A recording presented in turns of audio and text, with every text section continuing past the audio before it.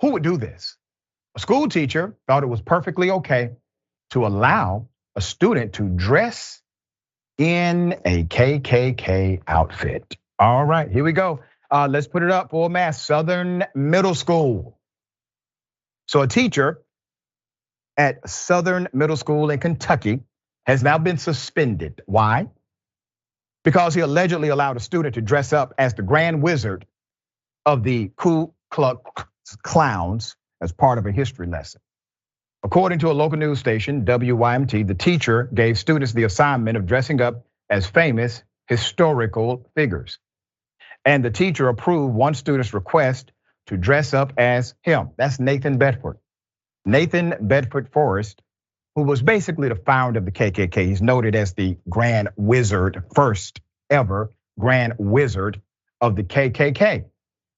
Okay, so before I go to the next phase of this story, I want to remind everyone, this was an approved project, which means the child goes to the teacher and says, hey, teach, you said a historical figure, so I'm going to choose a hateful, racist man. Can I be that person? Sure, approved, no issue, okay? There's more. Reaction from local activists, the teacher's judgment drew harsh criticism from Whitaker of the Lexington Fayette NAACP. What is your definition of hero or of historical figure? He said to WYMT. Would he have done the same thing if he wanted to come as Charles Manson or Hitler? All right. Pulaski County Superintendent Patrick Richardson has confirmed with the Lexington Herald Leader that he had suspended the teacher, who is not being identified publicly, but is under investigation by the Kentucky Educational Professional Standards Board. And sir, since you are not identifying who it is publicly, we only have your face as the leader, and we will continue to utilize your leadership as who should be held accountable. He said in the statement, first and foremost, I am extremely disappointed and embarrassed by this incident, Richardson said in an interview with the Herald Leader.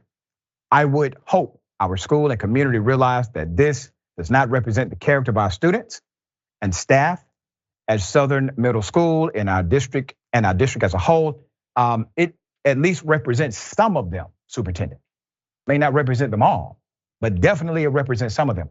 So the reality is there's this tolerance in the culture of that teaching community that's okay with this kind of blatant racism, because the teacher approving garbage like that obviously is a signal that the teacher was under the belief that this was okay with top leadership.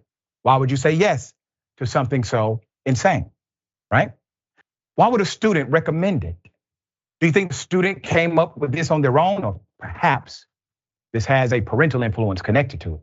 Naturally it does. What are you doing to address the reality of cultural racism inside of your school system? You have a teacher and a student that did the exact same racist thing, and you don't think you have a problem? All right, we'll see what the update is. Sharon, thoughts here?